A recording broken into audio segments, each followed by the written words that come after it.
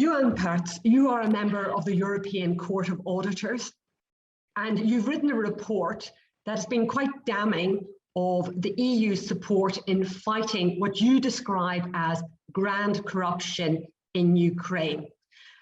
Can you say a little bit about what you mean by grand corruption? Thank you very much for inviting me. This is a concept which have been used in science and in many organizations. And the point is that to address if the corruption is so widespread or let's say endemic, then you need to properly structure it. And one way is to look the causes, not symptoms. And in Ukrainian case, you need to structure this by the grand corruption and the petty corruption. So the grand corruption, where the power is, first there should be a high-level power, and the damage for society is widespread.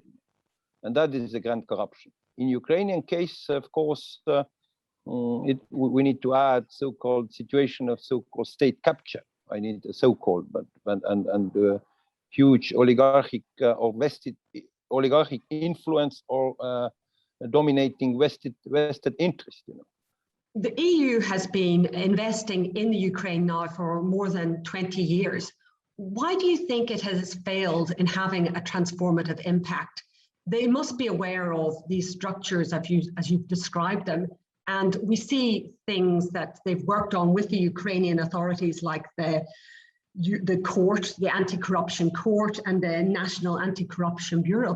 Why have these measures not had a transformative effect? It's absolutely million-dollar question, because that's what we studied, because you are very right, and I want to underline this, that for EU, the Ukraine and the fundamental reforms of the rule of law have been utmost priority, and that's you're right, that's many years, and especially last 5 to 6 years. But as we recognize in our report, the situation, there have been a short-term improvement, there have been some movements in that direction, but there is not so-called breakthrough change. There is not those long-term changes on that front, let's say. Now the question is why? What do we underline in our report, and that's in our recommendations? I think the point number one, probably it's not enough just have so-called multi-dimensional approach, doing little bit in all or in many areas, but the better focusing of this kind of strategic or core of the problem. That is, and it sounds very general, but I think this is very relevant. So it's a better focusing on the causes of this problem. And if we are saying that the causes of this grand corruption is this kind of domination of oligarchic structure, then of course it's coming that how the EU can address this. And this is not only, as you said, setting up the institutions. This is also very important, and we have to look at what have been achieved there on the longer term. But at the same time, we have to look the other way, how to weakening this influence of this vested interest of the governance. So these two sides, and very well focused, probably this should be, the EU should do more. That's maybe hopefully will give better results on this area. But I truly recognize as an auditor, as a auditor, but the problem here is not kind of business as usual. It's need to be kind of tailor-made approach, better focusing, using all tools what EU have. And EU have a lot of tools, and they can add some more. For example, weakening this vested interest inside the EU.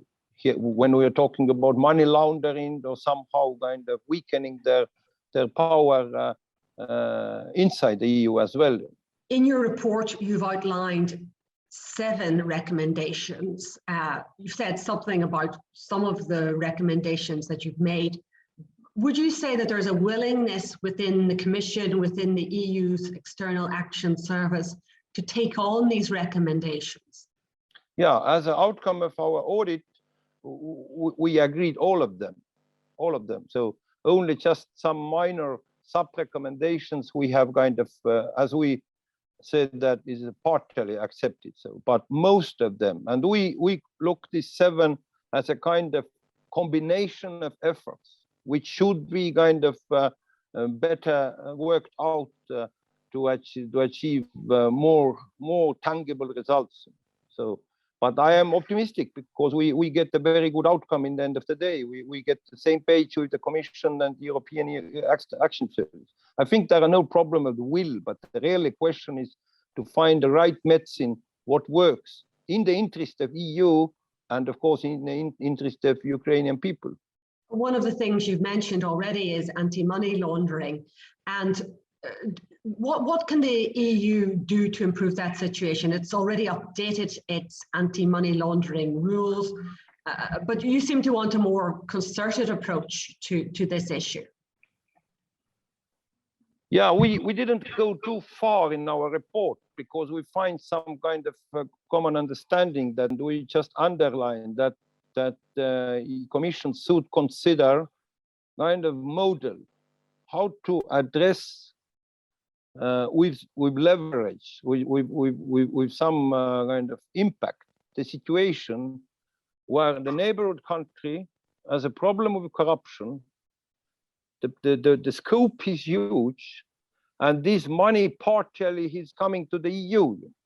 And this is not, of course, we can say it's not a Ukrainian issue, but here we are talking about Ukrainian. So how to tackle, and as this money is coming to the Europe, partly, and they get more kind of strength using all these European institutions and EU market opportunities. So somehow it should be addressed. And what we agreed with the Commission that they will kind of look this and I hope they will come out with the model which works, also considering kind of legal framework. It's let's say it's not kind of easy task, but in Ukrainian case, certainly this kind of tool should be added on the basket of EU policy making. Can we point to good examples of how EU investment has helped states tackle corruption? We've seen recent problems with other EU funding in different countries. More recently, how funds may have been used in Afghanistan. Is there a good example to point to that we can learn from? I think that's a very good question. I don't want to go too far because the corruption and authoritarian power and all these negative consequences for Europe is quite becoming more and more well known. There are a lot of initiatives, but let's not talk about these. Let's just focus on Ukraine, because Ukraine is geographically very close to Europe, point number 1. Point number 2, it's a very strong support in Ukrainian society to set up the kind of European standards, rule of law as a fundamentals for development all areas of society. So I don't want to puzzle these Ukrainian challenges to this global context. Now, I think for Ukrainian is a good example is anyway these development which have happened 20 years, last 20 years in Central and Eastern Europe. I think all these countries could be taken as a benchmark, all these countries, because in the starting points, all these countries were similar in the same level of development. Of course, the Poland as a size matter very well, fit very well. I think the smaller countries like Baltics.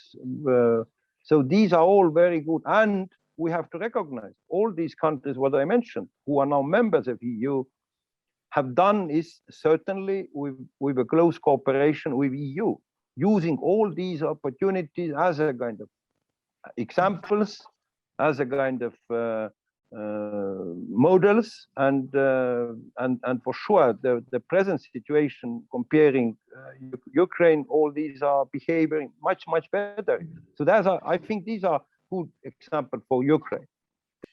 Finally, what would you say to European citizens who might question why the EU has used taxpayers' money to invest in these projects if they aren't delivering the expected results? I think I will not. Yes, that's from the taxpayers' point of view, that's very legitimate question, and of course, this accountability and the demand for real results is very needed for EU as well. But at the same time, working with Ukraine, we have to consider that there's a huge interest for Europe and for European citizens. Starting from security, economical opportunities, political opportunities. So it's the closest neighborhood, one of the biggest country in the certain historical breakthrough. I think it is not wasted in somehow, but what we need is a kind of better results, real results, and that's what probably was the goal of our audit. Just to push and find opportunities how to do better policy to have a more results. That's the kind of angle here. Juhan Parts, thank you very much indeed. Thank you very much.